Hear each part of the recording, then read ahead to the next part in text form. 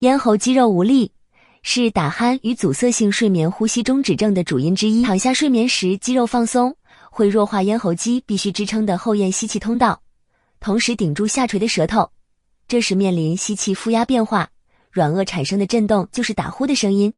若是进一步松垮舌根下压，堵住气道，就造成睡眠呼吸中止 OSA。本产品为世界首创，透过鼻吸气负压阻力面罩训练咽喉功能肌群，符合生理病理机制。用力吸气时负压值越高，此时肌力训练越强。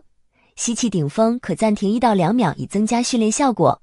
呼气时我们可以放松面罩，按照 APP 的指示循序渐进，建议每隔1-2天进行一次早晨训练。App 自动导引，逐渐提升训练强度，并根据个别化肌力强弱，提升或降低训练强度，达到安全舒适及有效训练。根据临床测试，累计运动训练4到6周，以肌力维持能量大于90分，打鼾则可明显改善。